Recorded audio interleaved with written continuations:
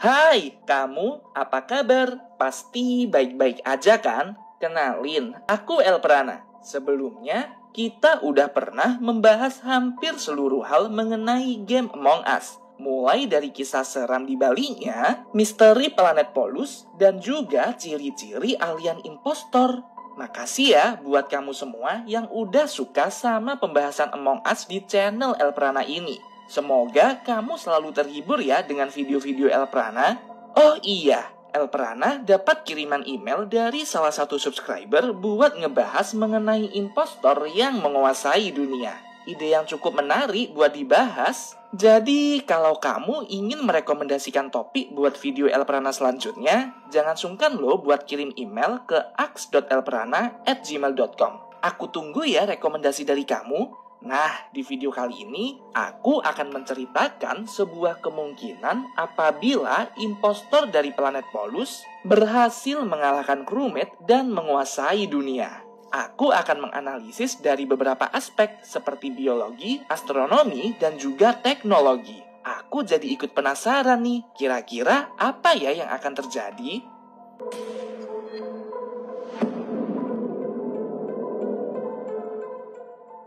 Kita harus mengetahui terlebih dahulu mengenai motif manusia bumi yang ingin menguasai planet Polus. Ada dua versi mengenai hal ini. Pertama, bumi sudah rusak parah dan tidak dapat dihuni lagi.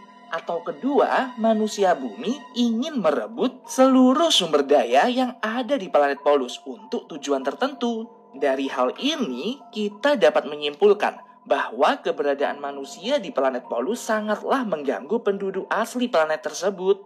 Pada dasarnya, crewmate selalu menggunakan baju astronot di planet Polus. Jadi dapat disimpulkan bahwa atmosfer dan juga kondisi planet Polus masih belum dapat mendukung kehidupan manusia. Bisa jadi kandungan oksigen terlalu sedikit, atau mungkin radiasi yang terlalu kuat di planet Polus.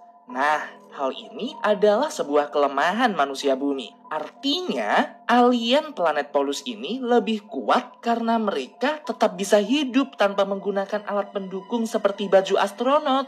Sehingga mereka dapat menyerang crewmate secara langsung. Eits, tidak semudah itu. Alasan mengapa alien planet Polus tidak dapat menyerang crewmate secara langsung adalah karena bisa jadi manusia bumi ini memiliki sebuah senjata pemusnah massal. Sehingga alien planet Polus harus ekstra hati-hati saat sedang melawan para manusia bumi. Itulah sebabnya mereka lebih memilih untuk menyamar menjadi crewmate dan membunuh satu persatu manusia bumi sebagai impostor agar tidak ketahuan oleh manusia bumi. Soalnya nih, kalau misal ketahuan ada alien yang menyerang mereka terang-terangan, bisa jadi manusia bumi menjadi murka dan menggunakan senjata pemusnah massal itu untuk merusak planet Polus.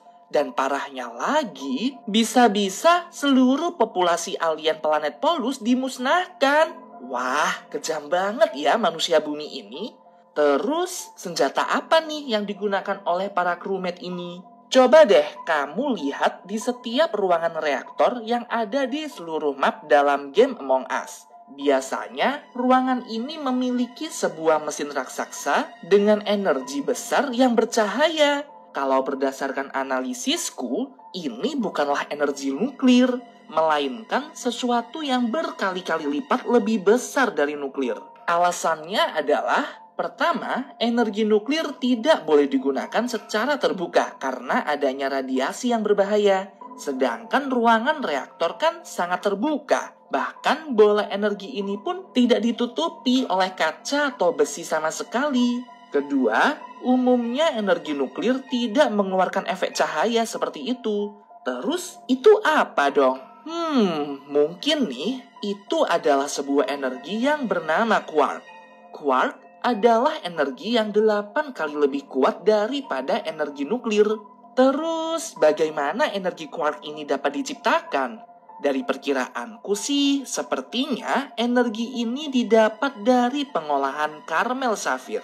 Sebuah mineral langka yang hanya dapat ditemukan di planet Polus. Nah, energi quark dan caramel safir inilah yang digunakan oleh crewmate sebagai bahan bakar pesawat, sumber energi markas pusat Mira, dan juga sebagai senjata pemusnah massal itu tadi. Wah, gila banget ya manusia bumi ini. Mereka beneran lebih berbahaya daripada alien.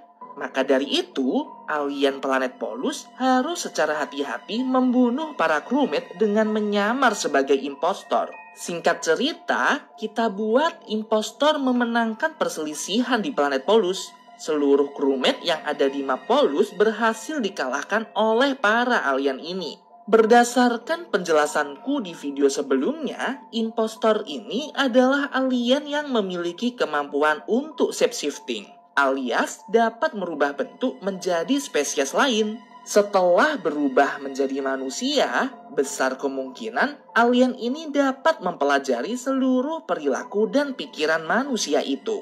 Sehingga para alien yang telah menjadi manusia ini dapat menyelinap masuk ke dalam pesawat stealth yang sedang berlandas di planet Polus. Lalu mengendarainya keluar angkasa dengan memanfaatkan ilmu pengetahuan yang dia copy dari crewmate yang sudah ia bunuh sebelumnya. Wah, hebat banget ya impostor ini. Kekuatannya canggih banget.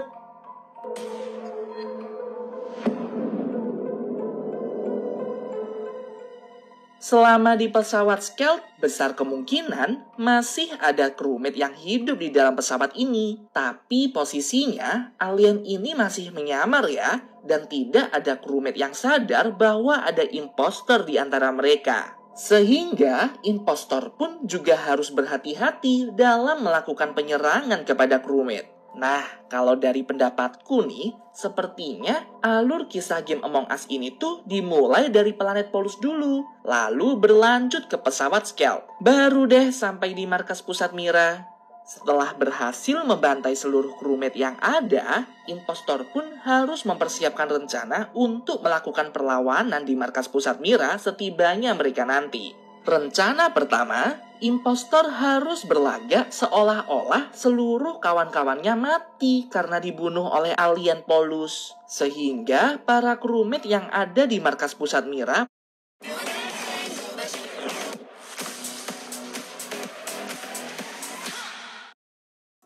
Indonesia kaya akan warisan budaya. Aku bangga buatan Indonesia. percaya dengan astronot yang sebenarnya adalah alien yang menyamar. Kemudian, rencana kedua, impostor yang berhasil menyelinap ke dalam markas pusat Mira langsung memulai penyerangan secara diam-diam agar astronot-astronot lainnya tidak curiga. Setelah rencana ini berhasil dijalankan, markas pusat Mira pun dapat dimiliki oleh para impostor. Tapi tidak hanya sampai di sini aja. Impostor-impostor ini harus mempelajari seluruh hal mengenai penelitian yang ada di markas pusat Mira agar dapat dimanfaatkan sebagai senjata untuk membela diri, seperti fungsi dari reaktor, penelitian mengenai caramel safir, dan juga tanaman-tanaman yang ada di greenhouse. Mereka harus dapat mengendalikan seluruh sumber daya yang ada karena bisa jadi markas pusat Mira tidak hanya ada satu di bumi, tapi ada ribuan. Wah, para impostor ini harus bekerja ekstra ya agar dapat menguasai bumi seutuhnya. Kita persingkat hingga ada di tahap seluruh markas pusat Mira berhasil ditaklukkan oleh impostor. Sangat disayangkan dalam cerita ini, seluruh manusia sudah dimusnahkan. Mereka semua meninggal karena dibunuh oleh impostor. Tapi tahu nggak sih, sebenarnya ini adalah hal yang cukup baik. Soalnya, alien planet Polus sudah berhasil berubah menjadi spesies manusia. Artinya, baik tubuh fisik, pikiran, dan perasaan sudah sama seperti manusia pada umumnya. Bedanya adalah organ dalam manusia ini memiliki fungsi seperti alien. Tapi menurutku ini hal yang keren banget. Karena manusia memiliki sebuah kelenjar tentakel yang dapat difungsikan sebagai senjata. Gila, canggih banget gak sih? Selain itu, selama ini kan manusia bumi tinggal di markas pusat Mira yang sangat tinggi agar terhindar dari zat-zat berbahaya yang ada di bawah bumi. Tapi kini mereka sudah tidak harus tinggal di markas pusat Mira lagi. Karena impostor atau manusia yang adalah alien ini dapat dipastikan mampu hidup di permukaan bumi. Karena fisik mereka memiliki ketahanan terhadap kondisi ekstrim sebuah planet. Soalnya kan alien-alien ini sebelumnya di planet Polus juga tetap bisa hidup kan tanpa harus menggunakan baju astronot. Nah, hal ini dapat dimanfaatkan untuk membangun peradaban baru di bumi dan menjernihkan seluruh alam yang sudah tercemar itu. Pada akhirnya, seluruh alien planet Polus dapat pergi ke planet bumi dan merubah bentuknya menjadi manusia untuk tinggal di planet ini. Akhir yang cukup baik juga sih menurutku. Kalau menurut kamu gimana? Kamu lebih membela manusia bumi Tulen atau alien planet Polus nih? Komen di bawah ya, aku pingin tahu pendapat kamu.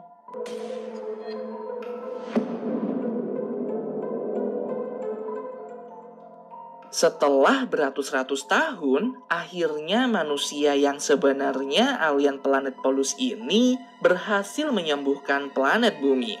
Mereka berhasil menjernihkan seluruh alam yang tercemar sebelumnya menjadi lebih bersih dan dapat ditinggali oleh makhluk hidup.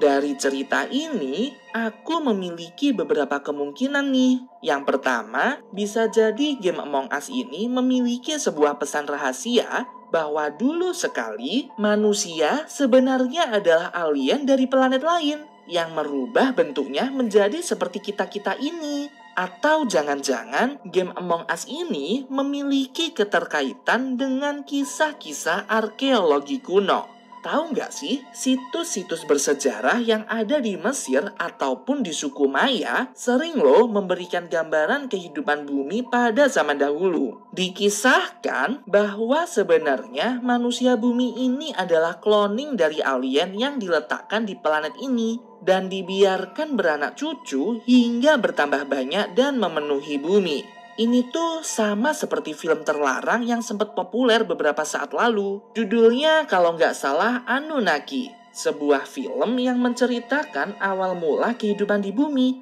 yang sebenarnya adalah jelmaan dari para alien. Wah, gila banget sih. Kontroversial sekali ya. Apakah kamu percaya dengan teori ini? Jangan-jangan kita ini adalah impostor. Wah, kalau dipikir-pikir iya juga sih. Kan impostor membunuh pakai lidahnya,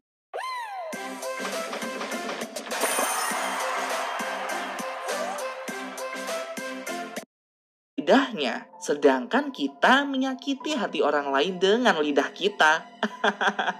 Bercanda kok. Ya, inilah beberapa kemungkinan yang akan terjadi apabila impostor berhasil mengalahkan crewmate dan menguasai dunia. Menurutku, kalau impostor menguasai dunia juga hal yang tidak begitu buruk, karena ada kemungkinan bumi menjadi jauh lebih bersih dan dapat ditinggali kembali. Tapi, aku mau ngingetin ya, kalau seluruh teori yang aku jelaskan tadi merupakan hasil dari analisisku. Mungkin kamu punya analisis kamu sendiri. Coba komen di bawah. Aku pingin tahu analisis kamu. Oke deh, semoga kamu terhibur ya dengan video El Prana kali ini. Kalau kamu suka dengan video ini, silahkan tekan tombol subscribe ya. Dan juga lonceng di sampingnya agar kamu nggak ketinggalan video seru lainnya. Sampai jumpa!